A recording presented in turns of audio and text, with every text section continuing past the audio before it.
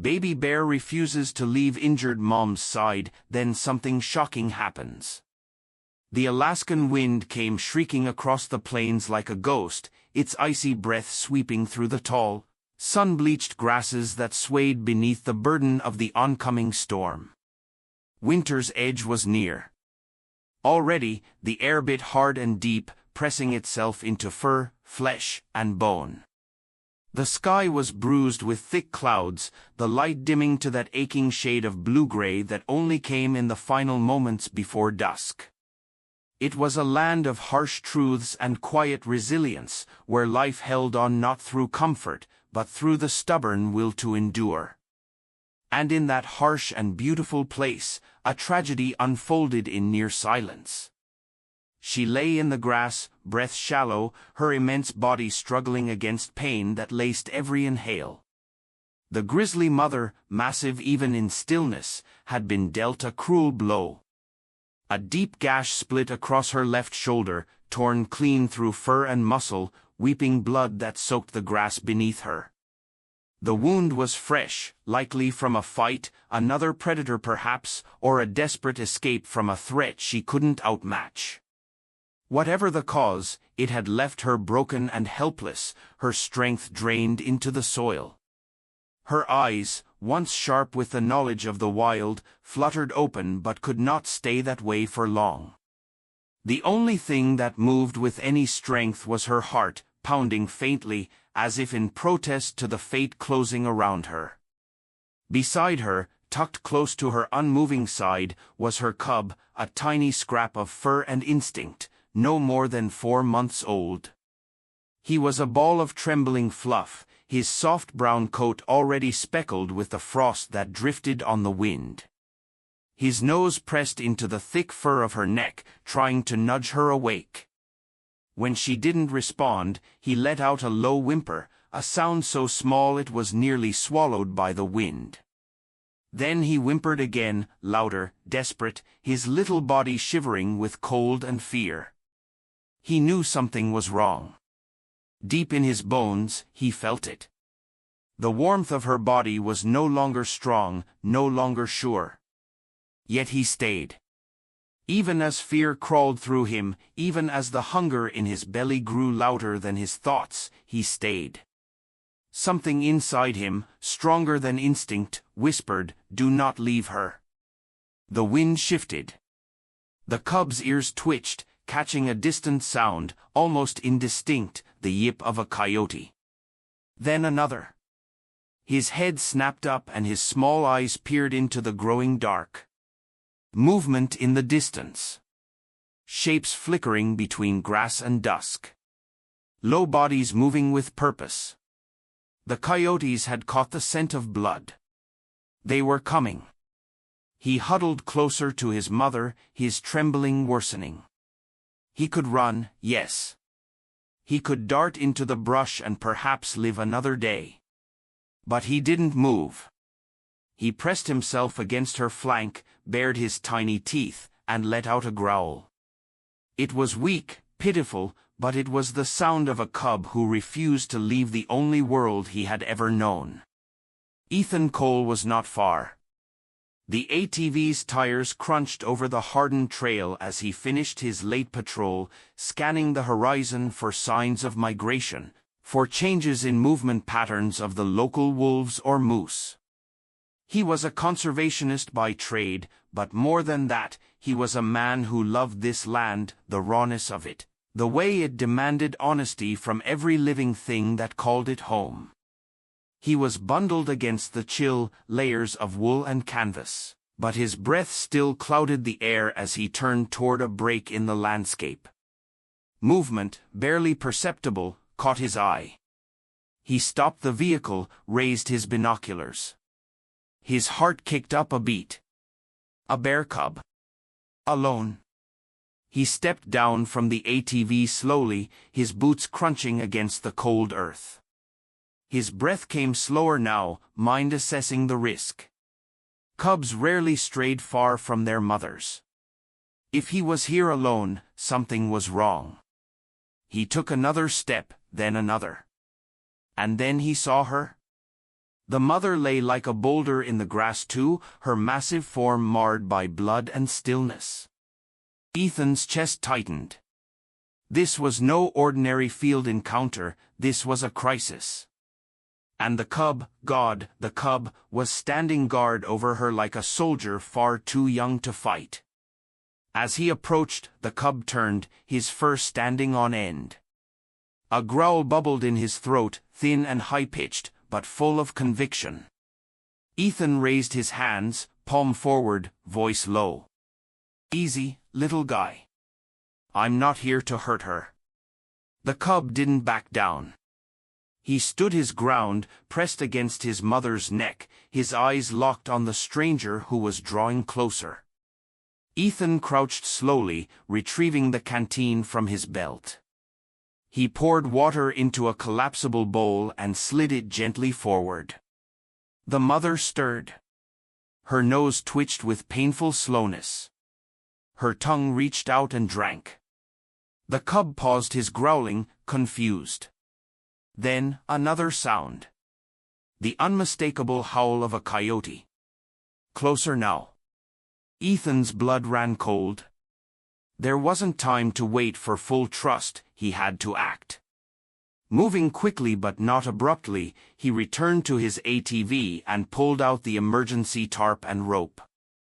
As he spread it near the mother, the cub darted forward, barking his high-pitched defiance. But Ethan didn't stop. He worked quickly, wrapping the bear's body with practiced hands.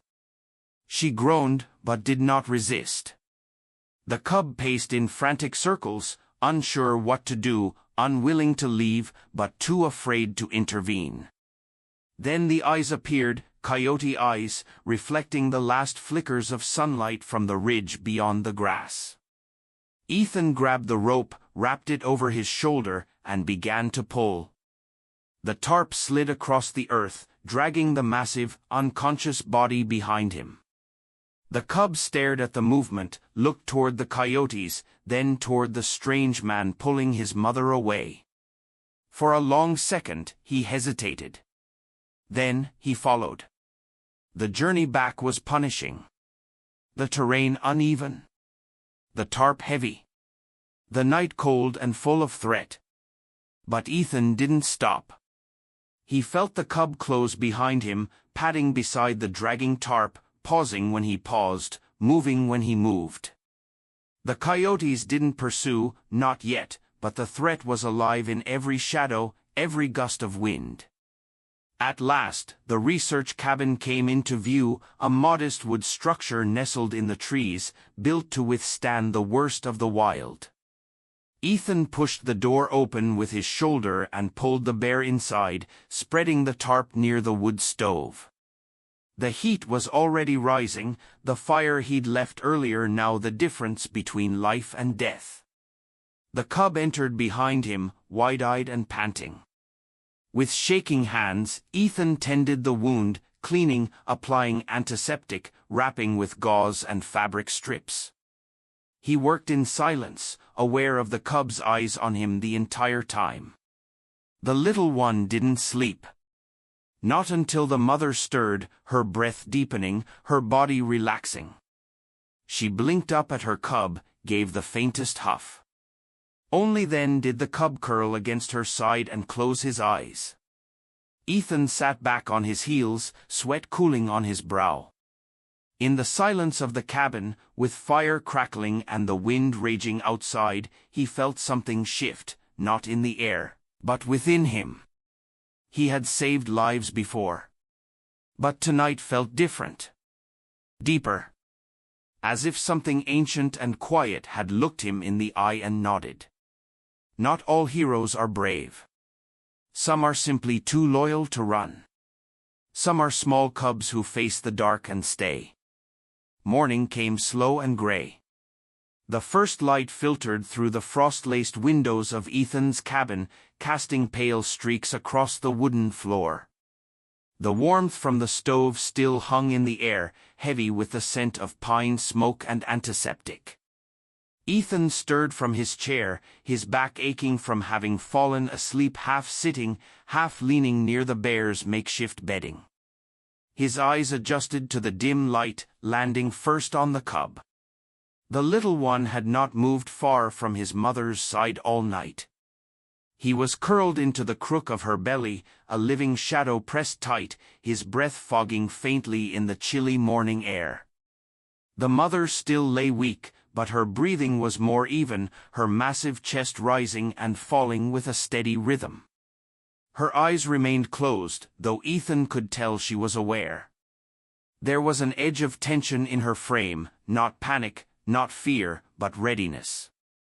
As though instinct had forced her to hover just beneath full wakefulness, unwilling to rest too deeply while danger might still lurk. Ethan rose and stepped quietly to the corner of the cabin where his supplies were stacked in a neat, utilitarian pile. He retrieved a pot and filled it with water, placing it on the iron stove to boil. His movements were slow, measured. This wasn't the first time he'd nursed a wounded animal, but it was the first time he had ever brought a full-grown grizzly into his living space. He wasn't sure if it was madness, compassion, or something else entirely, but the moment he'd seen that cub refuse to abandon her, he'd known he wouldn't walk away either. Outside, the wind hissed through the trees. Snow had begun to fall in slow, drifting flakes. It clung to the window panes and softened the world into silence. Ethan glanced outside, noting the coyote tracks in the distance. They'd lingered through the night, circling, watching, but they hadn't dared cross the invisible line between wild and flame. Not yet. The pot began to bubble, and he poured hot water into a thermos lined with old rags to use as a warming pack. Returning to the bears, he knelt quietly, gently pressing the warm pack against the mother's side. Her skin twitched, but she didn't resist. She was still too weak to move much, though he could see the fight in her. Beneath the pain, the exhaustion, there was still a pulse of strength. He offered her more water, and this time her head rose slightly. She drank, slow and deliberate, her tongue rasping the edge of the bowl. The cub perked up, watching closely. When she was done, he sniffed the rim curiously, then let out a soft grunt. It wasn't quite a call, more of an acknowledgement. Ethan smiled faintly. "You've got your own language, huh?" he whispered. The cub looked at him, eyes bright and wary, still untrusting but no longer hostile.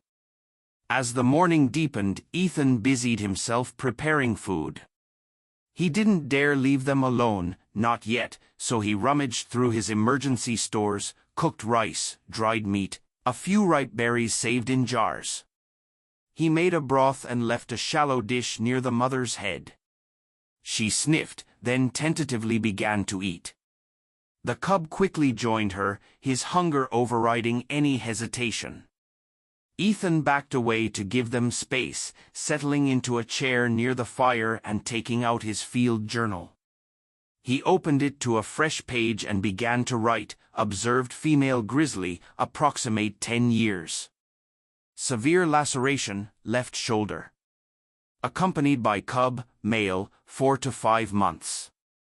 Injury consistent with predator encounter or possibly accident during retreat.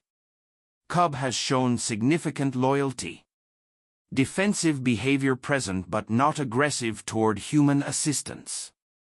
Currently sheltering in cabin pending recovery and rewilding assessment. He paused, chewing on the end of his pencil. There was more to say, but he couldn't find the words just yet, not clinical ones.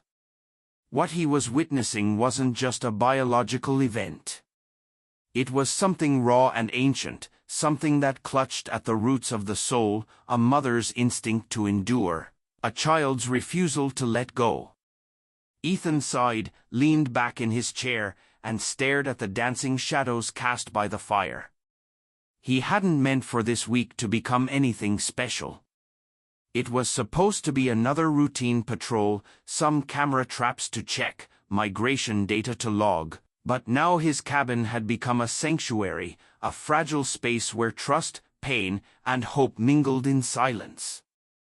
Over the next 2 days, the cabin became a rhythm of quiet tasks: feed, clean, watch, repeat. The mother bear, though still weak, improved steadily. She began shifting her weight more, even turning herself without assistance. Ethan dressed the wound twice a day, carefully replacing the gauze and washing away the worst of the dried blood. Each time, she endured in stoic silence, her eyes following every move he made. The cub never strayed far. He explored the cabin in cautious bursts, sniffing at furniture, batting at a hanging glove with his paw, but always returning to press against his mother when he was done. Ethan spoke to him often, not expecting understanding but offering presence. "You're a brave little guy," he murmured one evening as the cub nosed at a piece of driftwood Ethan had shaped into a toy. "Got more loyalty than most people I know." The cub grunted softly, dragging the wood toward his mother and settling beside her once more. By the 4th day, something shifted. Ethan stepped inside after chopping wood and paused mid-stride. The mother was standing, not for long, only a few seconds, but her legs held. She met his eyes with something like recognition. Not gratitude exactly, more like acceptance. "I see you. You helped. But we are not yours." Ethan nodded slowly, his voice a whisper in the warm, pine-scented air. "I know. I'm just holding the door open." That evening, he didn't light the lanterns. He sat by the stove, the fire crackling low, and watched the bears breathe in unison, their bodies curled together like the halves of a single heartbeat. Outside, the snow thickened, coating the roof and muting the world. He knew they couldn't stay much longer. Bears didn't belong in cabins, not even broken ones. Their place was out there, in the wild, beneath the stars, where wind and earth shaped every heartbeat. He would need to scout a location, somewhere deep and safe, beyond the reach of roads and fences, a place where no human scent clung to the bark of trees.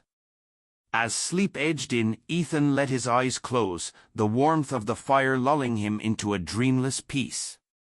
For the first time in years, he didn't feel alone. He didn't feel lost in data or distance. He felt present.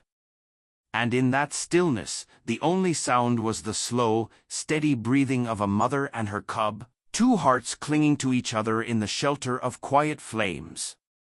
Snow clung to the trees like lace spun from glass, and the cold had settled in earnest now, creeping beneath the cabin walls. In the early hours before dawn, Ethan stood by the frost-touched window, a mug of steaming coffee warming his hands, and watched as the first light brushed the horizon with pale fire. Outside, the land lay hushed in white, untouched except for the faintest trail of paw prints around the cabin's perimeter, proof of the cub's latest adventure. The little bear had grown bolder with each day, venturing farther from his mother's side in curious, cautious circles, only to return quickly, as if tethered by an invisible string. Inside, the mother lay curled on a thick layer of old blankets near the fire, her breathing strong now, her eyes brighter. The wound on her shoulder, once angry and raw, had begun to heal under Ethan's persistent care. The crust of dried blood had given way to new pink tissue beneath the gauze, and though she still moved stiffly, her strength was returning. She no longer watched Ethan with wary detachment. Now, when he entered the room, her eyes followed him not with suspicion but with the weary understanding of two creatures forced to trust when they'd had every reason not to. They had fallen into a rhythm, all three of them, Ethan the silent guardian, the cub the curious soul, the mother the resilient heart. Meals were prepared quietly, tasks completed without haste. Words were few, but meaning hung heavy in every glance, every shared moment by the fire. They had become, for a time, a kind of family, fragile, temporary, and wholly unexpected. But Ethan knew it couldn't last. Wild things were not meant to be tamed, no matter how tender the connection. Every day that passed made their eventual parting harder to imagine, yet more necessary. The cub had begun to test the edges of the world again. He climbed onto the bench near the window, pressing his nose to the cold glass, eyes tracking snowflakes as they danced through the air. He would not stay here forever. Ethan knew his paws were meant for riverbanks and pine-blanketed ridges, not hardwood floors and stoves. And the mother, her gaze had shifted too. She was healing, yes, but also remembering. Her eyes drifted to the door more often now, drawn by some ancient pull, some instinct that tugged at her bones and whispered of snow-covered dens and the hush of deep woods. One afternoon, as the sun dipped low and cast golden rays across the floorboards, Ethan stepped outside to check the perimeter and gather fresh water. When he returned, he found the cub sitting alone near the door, staring at the knob with a strange stillness. His ears twitched as Ethan approached, but he didn't move. "You're ready, aren't you?" Ethan said softly, crouching beside him. The cub didn't answer, of course, but in his quiet eyes there was something that looked like understanding. That night, Ethan opened the map drawer in his desk and spread out the topographical sheets. With careful hands, he traced his finger along the dense thicket of pine, past the frost-line markers, and stopped at a place he knew well, Valence Hollow. Remote, protected, rich with berries in the warm months and game trails that wound like veins through the forest. No human trails crossed it. No logging roads scarred its hills. It was wild in the purest sense of the word. He had marked it years ago as a potential rewilding site for orphaned wolf pups, but now it would serve a greater purpose. He planned carefully over the next few days, assembling the essentials, a sedative dose for the mother to ease transport, a reinforced sled hitch to his ATV, and extra food for the journey. He worked in silence, pausing often to watch the bears sleep. Doubt whispered to him in quiet hours. What if she couldn't make it? What if the cub strayed too far during the journey and was lost? What if the wild had changed too much in their absence? But another voice, quieter still, reminded him that the wild knew its own, that the forest called to its children, and that love, for that's what this had become, sometimes meant letting go with your hands trembling. The morning of departure arrived under skies strewn with pale lavender and steel. Ethan rose early, checking the harness, adjusting the sled. He brewed strong coffee and let it cool in the mug while he prepared the sedative, just enough to calm the mother bear, not to render her unconscious. She accepted the injection with only a low grunt, eyes on him the entire time. As the medicine took hold, she slumped slowly, breathing evenly. The cub let out a concerned whimper but stayed close. With gentle movements, Ethan guided her onto the sled, bundling her in blankets and insulating tarp. The cub hesitated as Ethan opened the cabin door, unsure. "Come on," Ethan said softly, gesturing. "We're going home."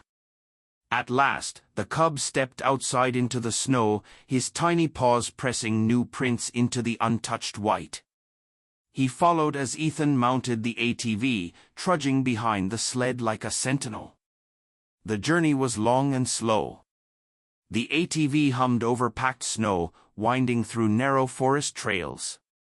Tall pines leaned overhead like sentinels, their branches whispering ancient songs as the little caravan moved beneath them. The cub kept pace, his steps quick and sure. Occasionally he paused to sniff the air or investigate a fallen branch, but he never strayed far from the sled. Ethan glanced back often, heart tight in his chest, watching the two figures behind him, the silent form of the mother, wrapped like a treasure, and the cub, his determined gait unwavering. As they reached the outer edge of Valen's Hollow, the sun began its descent, casting the world in amber hues.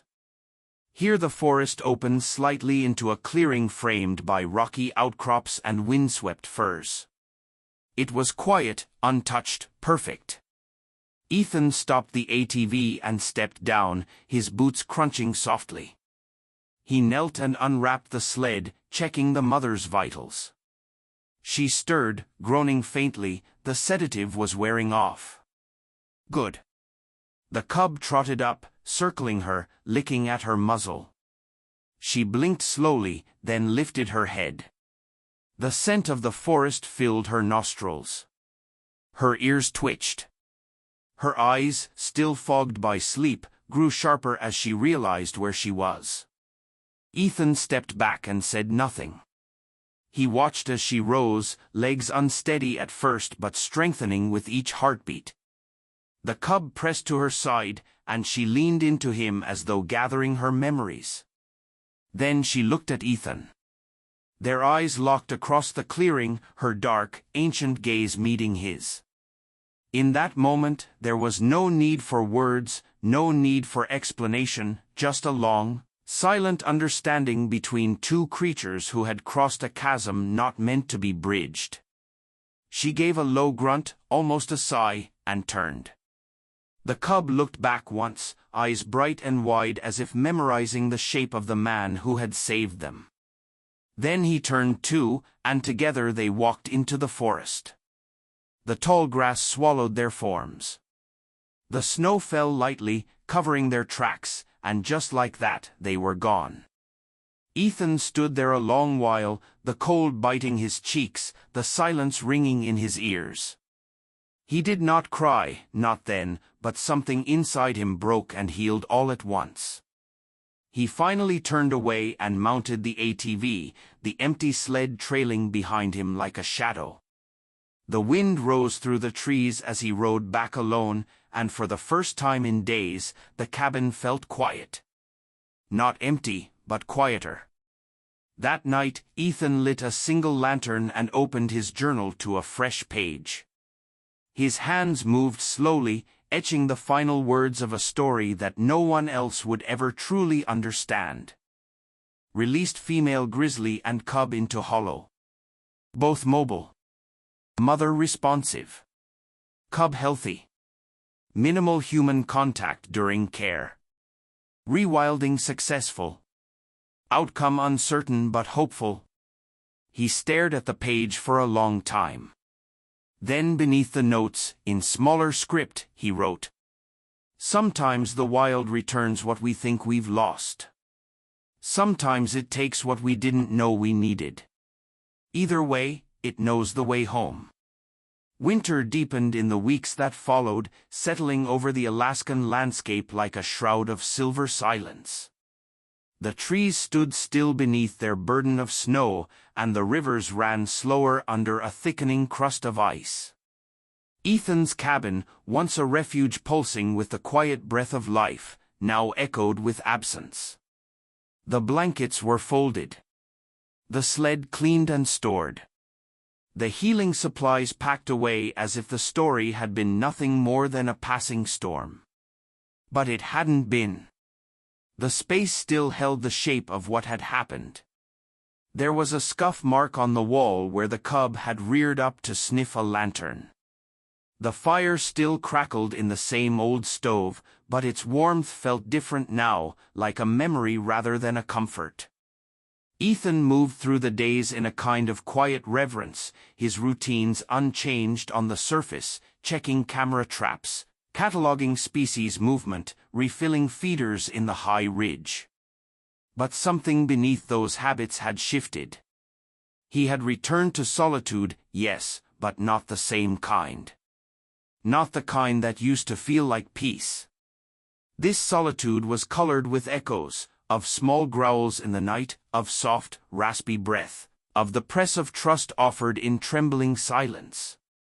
He had not tried to explain to anyone what had happened. He'd logged the data, updated the agency's internal report, and submitted his field notes. They were read, acknowledged, and filed, efficient. Clinical. He kept the real story to himself. But the woods had their own way of remembering. It began subtly. One morning, as he was checking a motion-activated camera along a ridge trail, he found tracks, fresh, clean, unmistakable. Bare small paws alongside larger ones, a cub and a mother. The snow had captured them perfectly, preserved like a photograph. Ethan knelt down and touched one of the prints with gloved fingers, tracing the impression. It was the first time in days that he had smiled without realizing it. From that point on, signs appeared more frequently, broken branches at a height that could only belong to a bear, scratch marks on an old cedar trunk, 3 perfect lines that hadn't been there before. Once, while hiking past a narrow creek, he caught sight of a brown blur moving through the trees, just for a second. And the sound that followed it, a soft grunt, stopped him cold. He didn't chase it. He didn't try to find them. He knew better. The wild did not belong to him. But the knowledge that they were near, thriving, surviving, was enough. Winter melted slowly into a fragile spring. The snow receded from the hills, revealing damp earth and the early shoots of willow and fireweed. Streams bubbled again, and the wind smelled different, less of ice, more of soil and new beginnings. With the thaw came new work, tagging migratory birds, tracking wolf pack shifts, preparing the cabin for the warmer months of expanded research. Yet even as the seasons turned, Ethan found himself returning often to Valence Hollow, not out of hope, but out of quiet homage. He would hike to the edge of the clearing, pause, and sit, sometimes for minutes, sometimes for hours. He never brought food or left markers. He just sat, listening. The place had changed too. There was a kind of breath to it now, a sense that the hollow had remembered being needed. Deer trails had grown sharper. The underbrush had been cleared in small paths, and scat dotted the ground in patterns too familiar to misread. The bears had claimed it. It was theirs now. One evening, as he sat beneath a fir tree overlooking the hollow, he heard it again, a low grunt, then a rustling, then silence. But when he stood to leave, something caught his eye across the clearing. A small shape, brown fur, larger than it had been but still unmistakable. The cub. He stood just beyond the trees, half hidden in shadow, watching. Ethan froze. His breath stilled. The cub didn't move closer. Didn't make a sound. He just stared, ears perked, body still. Ethan didn't speak. Didn't reach for his camera. Didn't break the spell. He stood there, heart pounding, knowing this was a gift that would never come again in the same way. After a long moment, the cub turned and disappeared into the trees. Ethan stayed there long after he was gone, the imprint of that gaze burned into his mind. That night, he returned to the cabin and opened the journal again. He hadn't written in it since their release. Now he filled pages, not with data, but with memory. He wrote about the way the cub had stood guard in the grass, how he had growled with a voice too small for the world he faced. He wrote about the moment the mother lifted her head in the cabin, and the sound the cub made when he knew she would live. He wrote about how silence can say more than language ever could. And at the end of that entry, he penned a final line, "He remembered me." Spring deepened into early summer, and the world exploded with green. Moose calves trotted beside their mothers. Birds stitched the sky with sound. The forest was alive with rhythm and story, and Ethan found himself listening more closely than ever before. He noticed things he had once passed over, the tremble of a leaf under paw, the way fox kits cried out for their mothers, and at dusk, the hush that fell over the meadow when something large moved at its edge. He was part of it all now in a way he hadn't been before, not just an observer, not just a protector, but something in between. The memory of the bears had carved open a deeper channel in him, and through it flowed a sense of reverence that changed the shape of everything else. He still worked, still logged data, still fixed fences and hiked miles, but now there was a softness in him where once there had only been routine. Sometimes, at night, he would stand at the cabin window and gaze into the dark forest. He didn't look for them, he didn't expect them, but he let the possibility live in him that somewhere, just beyond the reach of light, the cub he had saved was watching the stars, remembering a warmth that had come not from fur or fire but from the quiet courage of staying. That somewhere, the mother bear had laid down in soft moss with her cub at her side and knew she had not been alone in her darkest hour. The forest does not speak in words, it speaks in echoes, in footprints, in glances held too long, in silences that wrap around the soul and ask only that you listen. And Ethan had learned to listen. On the last night of June, as a storm rolled over the hills and the wind danced wildly through the trees, Ethan stood outside his cabin and tilted his head back to feel the rain. It was cold and clean, a baptism of the sky. He thought of the moment he had first seen the cub, standing over his mother like a sentry built from fear and devotion. He thought of the way love, unspoken but fierce, had driven that little creature to defy his instincts and stay. And he thought of the moment in the clearing when the cub had looked back at him one final time, not as a cub anymore, but as something wild and whole. That look had said everything, "Thank you. I remember. Go well." Ethan whispered into the wind, his voice nearly drowned by the storm. "Be free." The trees rustled in response, and the night held him close in the heart of the Alaskan wilderness. Far from roads and cities, a man stood alone, not lonely, but full. Behind him, the cabin glowed with firelight, ahead, the forest stretched deep and wide, holding within it 1,000 untold stories. Somewhere within, a bear and her cub moved like shadows between the trees, woven back into the wild, and though their paths would never cross again, the bond remained, a quiet, enduring thread connecting their hearts beyond the reach of distance, beyond the language of man.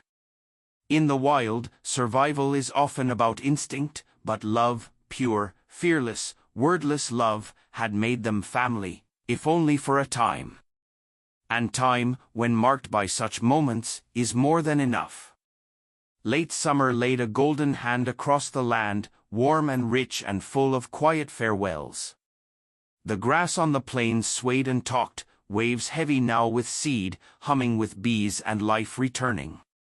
The trees were deep green, their leaves just beginning to whisper of the change to come. The Alaskan forest stood vast and waiting, the earth solid beneath each root, the wind soft and thoughtful as it passed through the branches like a memory that hadn't quite left. At the edge of that forest, the clearing at Valence Hollow glowed in the late afternoon light. It was unchanged in form, yet it breathed differently now, as if it had settled into a deeper rhythm, one molded by the heavy steps of a bear, the smaller prints of her cub, and the echo of a man who had once walked away with his heart left behind. Ethan returned one final time in early August, not because he needed to check on them, he knew better than to expect sightings now. They had faded into the land as they were meant to, absorbed into the living hush of the trees. But something in him had remained tethered, not through guilt or doubt or unfinished duty, but through a quiet promise he hadn't spoken aloud. A part of him still belonged here, beneath these trees, beside that creek where wild things had once allowed him to see their deepest moment of weakness, and in doing so had given him back a piece of himself he hadn't known was missing. He stepped into the clearing and paused, his boots brushing over the grass where the sled had once rested. The wind carried the scent of pine and wet moss, no sounds but birds and the buzz of summer insects.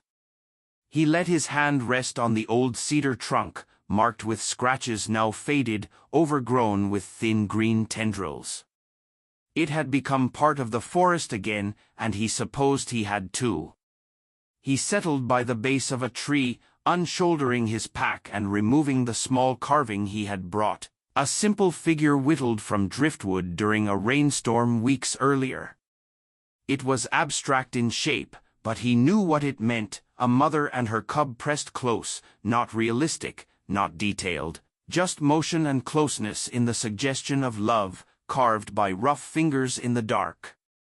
He placed it near the base of the cedar, half hidden in the grass, not a marker, just a memory laid down in wood and silence.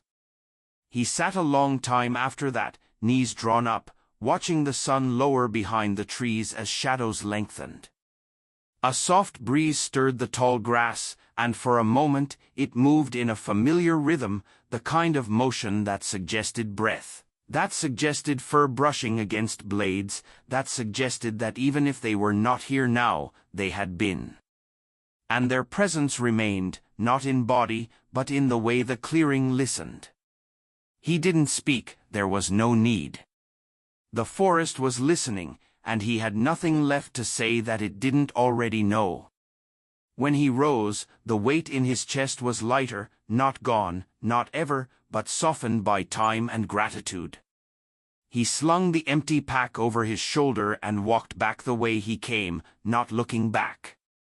The carving lay where he had left it, quiet and small, waiting for no one, asking nothing, offering only what it could, proof that someone had once loved, and that love had been real. Back at the cabin, the nights were growing longer again. Summer had peaked and begun its slow retreat, and already the first few leaves had begun to curl at their edges. Ethan's work resumed in steady rhythm, recording species counts, replacing trail cameras, filing observations. Yet everything he did now came with an echo, a shadow beside it that changed the shape of his thoughts. He found himself moving more slowly, noticing more, the way fox tracks disappeared into ferns, the silence left behind by a soaring hawk, the hush before rain. He still marked it all in his journal, but now the notes came with more than measurements. There was feeling in them too, small confessions to himself, folded between the lines. On one particularly clear night, when the stars were flung wide across the black like seeds scattered by the hand of something eternal, Ethan stepped outside and lay on the flat stone near the edge of the woods. He watched the sky with his hands folded beneath his head, breathing slowly, listening to the night. A wolf called somewhere far off, and the sound slipped beneath his skin, familiar and wild all at once. He imagined the cub then, no longer a cub, but stronger, surer, leaner with time. His coat thick, eyes sharp, hunting now, learning the ways of solitude, of snow, of hunger and triumph and silence. And he imagined the mother beside him, steady and quiet, no longer wounded. Her body healed and powerful, her breath steaming in the cool night air. They belonged to this place again, and in some way, he did too. In early autumn, when the wind turned and the first frost kissed the edges of the grass, Ethan received a letter forwarded from the conservation office. It was from a school on the southern edge of the state, where a wildlife education program had read his submitted field report aloud in a class. Enclosed were drawings, dozens of them, bears in crayon, pencil, and watercolor. Some careful and scientific, others wild and childlike. In almost every one, there were two bears, a large one and a small one, drawn close together. Some included a man standing nearby, usually with a beard and boots, always watching quietly from the edge of the frame. He smiled as he flipped through them, and one drawing caught his eye. A child had scrawled across the bottom in crooked letters, "He stayed so she lived." Ethan folded that one and tucked it into the back of his journal. Later that week, he made a call to the program, offering to do a video presentation on conservation work in wildlife rescue. It wasn't something he usually did, public speaking had never been his strength, but this time it felt right. The story had touched lives he'd never meet. Maybe it could teach others what the wild had taught him, that even in a world built on instinct and survival, love still found its way. That courage didn't always roar, it often shivered, bared tiny teeth, and refused to leave. That sometimes the smallest choice, to stay, to kneel, to care, was enough to change the course of a life. As the year turned again and snow began its slow return to the plains, Ethan closed the cabin for winter patrol, the fire banked low and the wind whispering against the windows. Outside, the trees stood tall and dark, swaying gently in the hush.